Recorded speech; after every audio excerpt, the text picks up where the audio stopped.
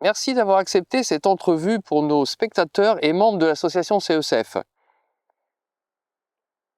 Pouvez-vous vous présenter à nos spectateurs?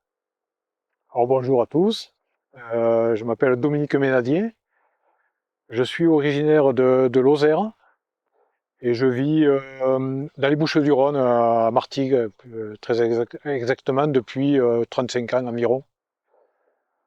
Voilà, je suis depuis quasiment toujours sportif, multisport, et je me suis spécialisé dans ultra endurance, que ce soit la course à pied, le vélo, le VTT, le ski de rando, etc. Voilà, et j'ai 59 ans demain. Comment vous êtes venu cette passion? Alors si on parle de passion sportive, voilà, c'est quasiment depuis tout jeune. J'ai joué au rugby, j'ai fait beaucoup de vélo. Et ensuite, quand je suis arrivé dans les Bouches-du-Rhône, j'ai fait de la planche à voile. J'ai eu quelques expériences de voile, mais alors j'étais vraiment le moussaillon sur le bateau. J'ai pas progressé parce que j'ai pas persévéré. Et après, j'ai basculé sur vraiment de ultra trail et vélo et VTT, jusqu'à il y a 4-5 ans où j'ai découvert cette discipline qui est l'aviron et la rame océanique, au travers d'un article, tout simplement. Et ça m'a de suite séduit, puisque ça faisait du sens avec tout ce que j'avais pu vivre en expérience sportive. Mais pas que, il n'y a pas que le sport là-dedans, il y a vraiment l'objectif de traverser l'Atlantique et d'aller d'un bout à l'autre par ses propres moyens, à savoir la rame, un bateau, et puis la météo, si elle est favorable, qui peut nous mener jusque là-bas. Quelles sont les courses que vous avez déjà participé? Alors en course ultra trail, ouais, c'est vraiment un panel assez large qui va du trail de 40 km jusqu'à 350. Ça a été mon maximum sur le Tour des Géants en Italie. Voilà. Mais c'est une course en montagne qui est non-stop. Après, je suis allé à Martinique, je suis allé au Népal. Enfin, j'ai fait un peu quelques voyages qui m'ont fait. On va dire que la discipline m'a mené au voyage. Voilà. La course à la rame la plus dure au monde, pouvez-vous nous en parler? Bon, elle est réputée pour être la plus dure du monde parce que globalement c'est la plus longue qui existe, hein, traverser l'Atlantique. Elle est organisée par les Britanniques. C'est pas les précurseurs parce il en existait une qui était française à l'époque. C'était Ram Guyane, qui n'existe plus maintenant. Et les Britanniques ont pris le relais. Maintenant, ça fait à peu près une quinzaine d'années que cette course existe. Donc ça part des Canaries pour aller à Antigua, de l'autre côté de l'Atlantique, dans la chaîne des Caraïbes. Et cette année, il y avait une quarantaine d'équipages, enfin de bateaux au départ. Quand je dis équipage, ça va du solo, c'est-à-dire seul sur le bateau, jusqu'à 5 équipiers. Et les bateaux sont dimensionnés en fonction du nombre d'équipiers. Moi, j'étais inscrit et je l'ai faite en solo. Et pourquoi la plus dure du monde? Tout simplement parce que c'est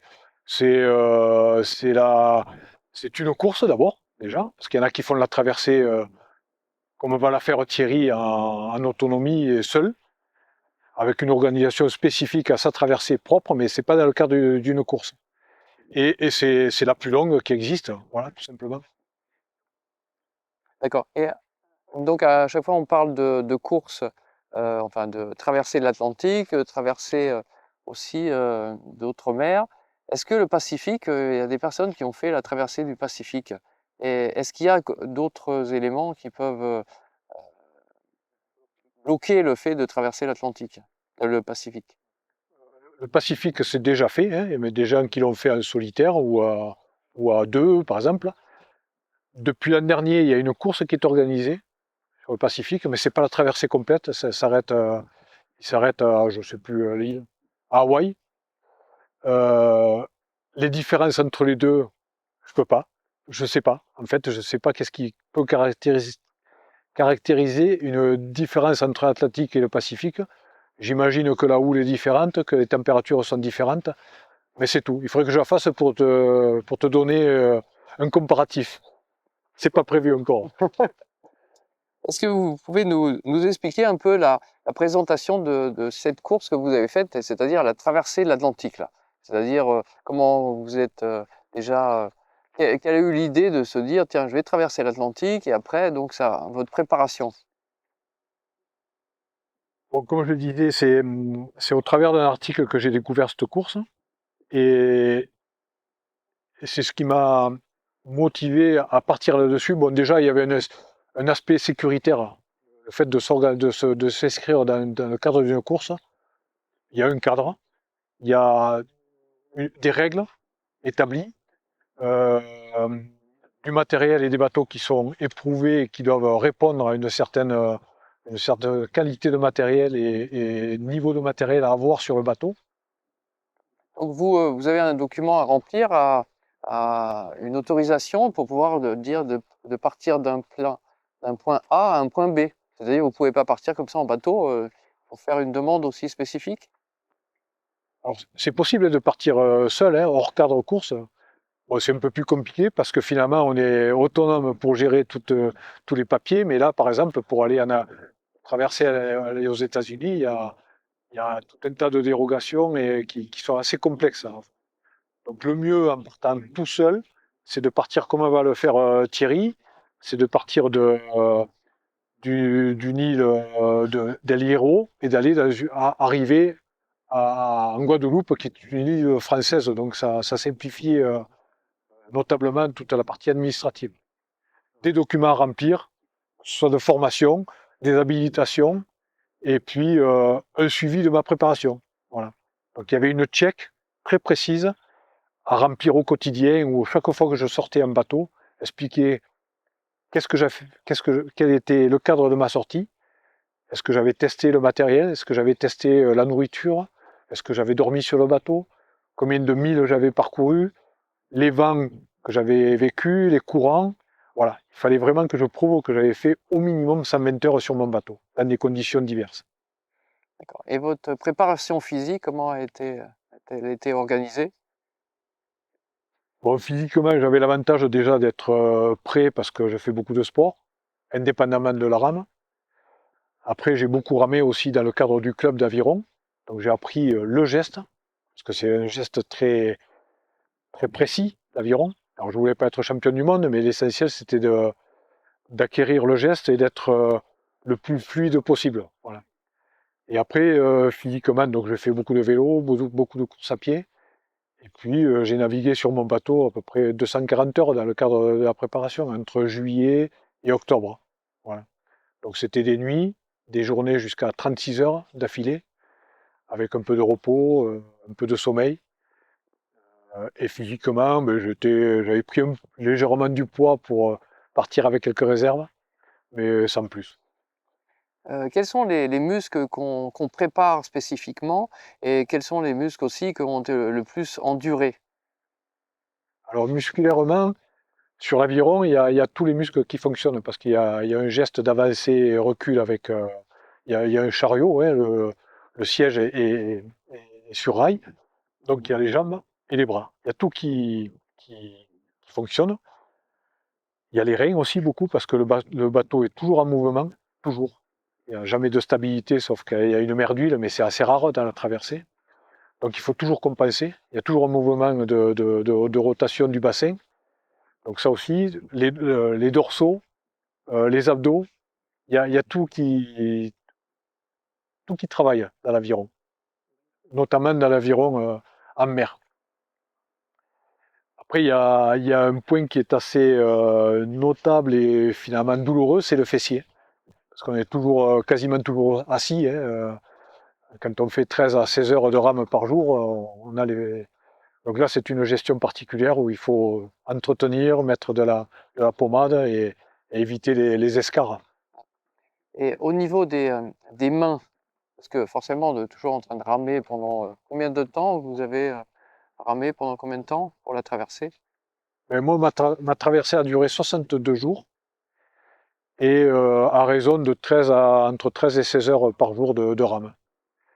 Et donc, pour les mains, bon, il y a des gants un peu particuliers, mais ça suffit pas. On a toujours des ampoules, mais au bout d'un moment, on connaît, et puis on s'habitue à ça. C'est pas trop un souci, les mains. Enfin, pour ma part, ça n'a pas été.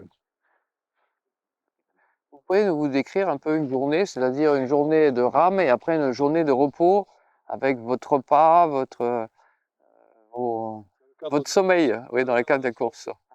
Alors, il n'y a pas des jours de rame et des jours de repos. Ça, il faut l'oublier. C'est de la rame quasi permanente. Donc, le but, c'est de ramer le plus possible, d'avancer le plus vite possible. Il faut euh, s'organiser pour avoir des temps de rame maxi et des temps de repos mini. Quand vous ramez, des fois ça avance, mais des fois vous reculez. Est-ce que ça arrive ou vous êtes dans des courants spécifiques où normalement ça doit avancer tout le temps? Déjà, pour la petite histoire, quand on est à la rame, en aviron, on recule tout le temps. Parce qu'on a le dos, euh, on rame de dos, quoi. Donc on a ce sentiment de toujours reculer, mais en fait on avance. Voilà. Ça c'est juste pour s'imaginer qu'on voit jamais ce qui se passe derrière, on voit toujours ce qu'on a fait. Mais après, oui, c'est un peu la difficulté que j'avais peut-être mal appréhendé. C'est surtout qu'on dépend beaucoup de la météo, des courants et des vents. Et on peut difficilement à la rame contrer les courants.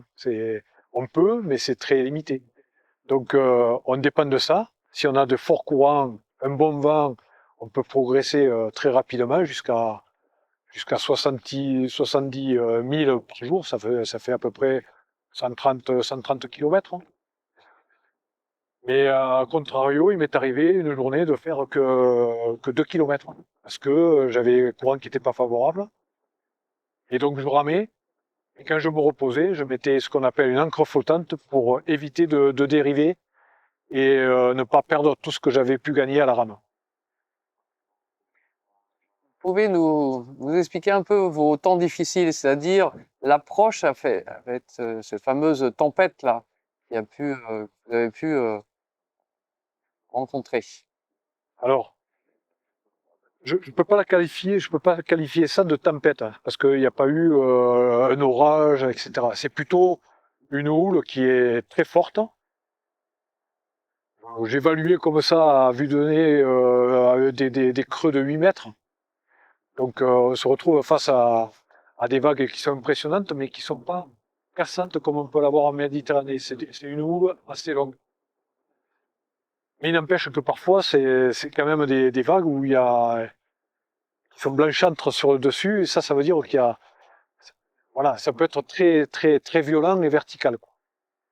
Le positif que vous en avez retiré même par rapport à ce moment, ce passage difficile, qu'est-ce que vous en avez retiré dans ces 10 jours de dire ah là ça va mieux, là c'est plus agréable. Mais déjà, de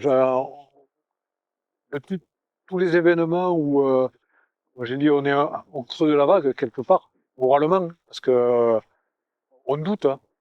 Moi, c'était ma première traversée, je suis pas quelqu'un de la mer, donc j'ai découvert plein de choses. Et le fait de sortir de ces moments-là, mais voilà, c'est explosif. On se dit, ça y est, bon, j'ai passé cette période, ça va aller mieux, ça va mieux. De toute façon, ça va toujours mieux. Petit élément déclencheur, ne serait-ce que de se reposer, de manger un petit morceau, d'avoir la famille au téléphone, d'avoir un moment où le bateau va bien, où ça glisse bien, où on a pu se reposer, parce que le repos c'est important, hein, même si c'est demi-heure, eh bien, ça suffit parfois à remonter le moral et à aller mieux.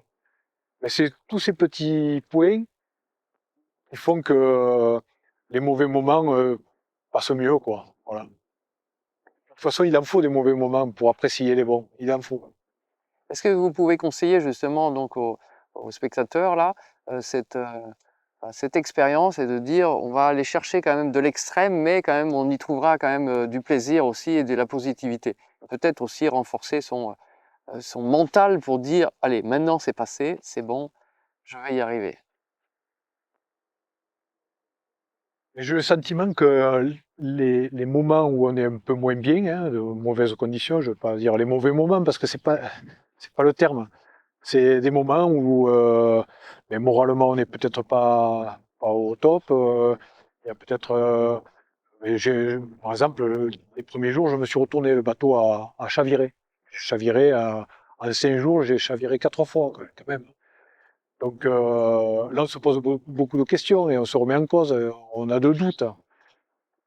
Euh, le fait de sentir qu'on est dans un bateau qui est fait pour ça, d'être finalement en sécurité, même si c'est étroit, même si c'est petit, c'est un petit volume.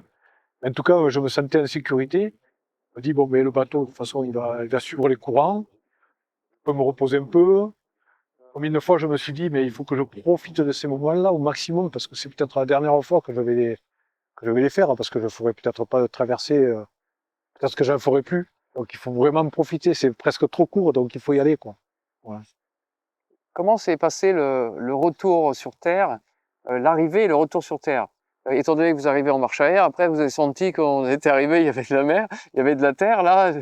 Comment ça s'est passé? Et puis votre physique après cette récupération, donc.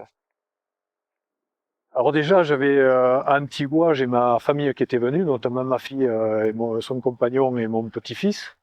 Et donc ils avaient programmé des vacances pour venir me voir. Mais comme il y a eu une mauvaise météo, en fait, j'avais l'incertitude d'arriver avant qu'ils ne repartent. Et ça s'est joué en un jour. Et, et donc j'avais cette angoisse, quoi. Il n'y avait que ça j'étais omnubilé pour d'arriver avant qu'ils ne partent. Et j'ai fait quasiment 48 heures de rame non-stop pour être là le jour J. Donc je suis arrivé, j'étais épuisé, clairement. Mais quand on pose le pied au sol, là, d'abord, je suis arrivé dans la rade d'Antigua où j'entendais des acclamations et c'était eux qui étaient là-haut sur la crête et qui criaient tout ce qu'ils pouvaient avec le petit-fils. Donc déjà, il y a cette arrivée qui est magnifique. Et physiquement, comment votre corps a réagi après un arrêt? Vous arrivez sur Terre, donc après votre corps de reprendre le sommeil, la nourriture, etc. Comment cette. Alors le corps, j'ai perdu 16 kilos sur la traversée. Donc c'est pas rien, je m'en apercevais pas vraiment. Je savais que j'avais perdu parce que je voyais que les jambes étaient beaucoup plus faibles. Mais j'ai perdu 16 kilos, donc c'est pas neutre. Euh, Derrière, quand on pose le pied au sol au bout de 62 jours, il n'y a plus rien qui tient, quoi. En fait, il y a le mal de terre, ce qu'on appelle. Donc ça m'a empêché de faire de l'activité physique. J'en avais pas forcément vraiment besoin, ni envie, mais en tout cas, voilà, ça m'a fait un temps de repos là, de 2 mois qui était bon, que j'ai accepté. C'était un peu difficile. Jusqu'à présent, pour moi, c'était difficile de rester sans rien faire, mais là, bon, j'ai pris plaisir à me reposer, quoi. Et les kilos, je les ai repris en 2 mois, j'ai repris largement ce que j'avais perdu. Quel conseil pourriez-vous donner à Thierry Corbarieux? Donc déjà à Thierry et après à son fils par rapport à cette traversée et l'enchaînement qu'il y a derrière. Donc, traversée des États-Unis, 15 jours après, etc. Donc, ce que vous pourriez lui donner comme conseil, tout en étant dans le positif, bien sûr. Alors, bon, je sais pas ce qu'il le sait, mais moi, je me serais pas senti de partir 15 jours après courir. Pourtant, je fais pas mal de sport, donc je connais le domaine de l'endurance ultra. Physiquement, j'aurais pas pu. Avec 16 kilos en moins, je vois pas comment j'aurais pu faire. J'aurais pas eu l'envie non plus. Mais j'étais pas préparé mentalement pour ça, alors qu'eux, ils sont préparés pour ça. Préparé, j'ai pas trop de doutes là-dessus, parce que quand je le vois faire, je pense que il sera préparé. On n'est jamais prêt pour ça. Ça, il faut qu'il le sache. Il y a beaucoup de choses qu'on découvre en mer. Moi, j'ai beaucoup découvert. Je me suis affûté en mer, je veux dire techniquement. Et après, je pense que dans l'équipe, ça va être le pilier, parce qu'il a tellement d'expérience que c'est lui qui va donner le rythme au fiston, quoi. Et je pense qu'à tous les deux, ils feront corps pour s'auto-motiver, quoi. Voilà. Et la jeunesse apportera un peu à Thierry et l'expérience à son fils que je me rappelle. Je cherche son prénom, mais Yann. Yann. Est-ce que vous pouvez donner un petit conseil à des personnes, ces spectateurs qui voudraient se lancer justement à ce tour du monde?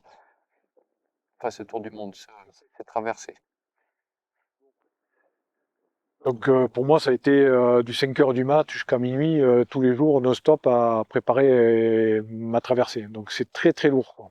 Très lourd. Et puis le domaine est tellement vaste, c'est de la communication, c'est de la recherche de sponsors, c'est technique. J'ai tout appris. La mer, je connaissais pas, la rame, je connaissais pas, la navigation, je connaissais pas. Enfin, donc idéalement, c'est de connaître la mer, très bien, mais ça suffit pas, il faut être physiquement prêt. Et surtout, il faut s'attendre à tout moralement. Voilà. Est-ce que vous pouvez nous parler d'un petit souvenir vraiment unique? Je sais pas, donc vous ramiez, vous avez vu des oiseaux passer, donc vous sentiez que c'était l'arrivée. Enfin, c'était un cadre, enfin, paradisiaque. Est-ce que vous avez un petit souvenir donc à indiquer à nos spectateurs? Euh, j'ai eu un moment où, parce que j'ai pas vu énormément d'animaux, à un moment donné, j'ai capté une baleine. Et là, j'ai pu la filmer d'ailleurs. Je l'ai vue. Ça n'a pas duré très longtemps. C'est très furtif parce qu'il y a la houle qui fait que je la vois pas, je la vois, je la vois plus. Au moment où elle plonge et on voit cette queue là qui est magnifique. Vos rêves, est-ce que vous rêvez d'être dans un bateau ou est-ce que vous vous souvenez de vos rêves? Parce que là, si vous faites une nuit, deux nuits après, est-ce qu'il y a quelque chose qui fait que vous vous réveillez le matin? Oui, je suis encore là. Alors déjà, on ne se réveille pas le matin.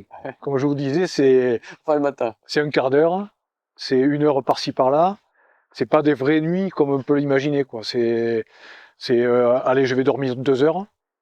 Mais dans ces 2 heures, il n'y a que des moments où on se réveille. Parce qu'il y a du bruit, il y a des chocs. Entre l'extérieur et l'intérieur, c'est deux mondes. Quand on est dans la cabine, ça fait un bruit assez impressionnant au début. D'ailleurs, j'entendais des bruits et j'ouvrais. Enfin, assez souvent, j'ouvrais pour voir un petit peu comment c'était à l'extérieur parce que j'avais un ressenti vraiment. Et en fait, ça rassure de regarder à l'extérieur. Parce que dedans, c'est impressionnant. Donc les sommeils, ils sont coupés. C'est pas des nuits complètes. Et des rêves, en fait, j'ai pas eu le temps de rêver, quoi. Ou du moins de me rappeler. J'ai la chance de pouvoir dormir un peu dans toutes les conditions. Donc ça, c'était bien pour moi parce que dès que je me couche, je dors. Euh, mais voilà, c'est haché, quoi. Donc pas de souvenir ni de cauchemar, d'ailleurs. Au niveau de la boisson, l'eau, comment vous avez donc pu boire de l'eau dessalée? Vous preniez donc de l'eau de mer. Vous Donc avez on a une pompe sur le bateau, un désalinisateur qui nous permet de pomper l'eau de l'océan et qui est transformée, et qui est désalinisée. Et c'est une eau qui est pas de goût. Voilà. Et donc vous aviez donc un protocole de boire de l'eau. Il faut absolument que je boive de l'eau pendant 2 litres d'eau par jour. Il faut se forcer à boire. Est-ce que c'est Il faut se forcer à boire, oui. Donc moi je me suis forcé au bout d'un moment parce que j'avais quelques petits soucis, donc il a fallu que je me force donc à peu près tous les quarts d'heure, je buvais une à deux gorgées pour me forcer à boire. la nourriture? Qu'est-ce que vous mangiez? Donc j'avais 3 packs lyophilisés. J'avais un petit déj qu'on avait constitué avec ma femme, qui me plaisait bien, donc avec des graines, etc., des fruits secs. Et puis après, j'avais des petits packs avec des barres énergétiques, des bonbons, des gâteries, du Nutella, du Nestlé, là, les petits laits sucrés. Voilà, des choses comme ça pour le quotidien, pour se faire plaisir. Juste un petit dernier mot pour nos spectateurs qui vous écoutent. Euh, pour les motiver et donc aussi de générer du positif. C'est-à-dire vous allez découvrir ça pendant ce voyage. En fait, oui, enfin, moi, je dis, avec l'envie, voilà, tout est possible. Il faut vouloir les choses. Euh, Ça demande beaucoup d'énergie. beaucoup d'investissement, hein, physique, moral, mais une fois qu'on est motivé, je pense que même dans la traversée, finalement, même dans les mauvais moments, on peut toujours capter un petit point qui est positif. Il y a toujours un petit élément c'est là qu'il faut, pour rebondir, c'est de se dire, ah ben finalement, je suis bien dans ma cabine. Comme je dis, c'est ma tente. Quand je vais en montagne, j'ai une petite tente, c'est la même chose. Sauf que je suis sur l'eau. Mais c'est un paradis. Pas besoin d'avoir une chambre 3 étoiles. Rien que ça, c'est un paradis. Voilà. Au milieu de l'océan, il faut s'imaginer seul et la liberté qu'on peut avoir. Parce que là, on a la liberté de faire ce qu'on veut. Je gère ma progression, je gère. Si je veux dormir, je vais dormir. Si je veux manger, je mange. Il n'y a personne qui m'oblige à quoi que ce soit. Ça, c'est un luxe. Voilà. Donc il faut se le dire en permanence, ça, il faut se le rappeler. Il y a des gens qui sont dans le désarroi et que nous, on n'a pas le droit de se plaindre. On est là, on l'a voulu, et ça ne peut être que du plaisir.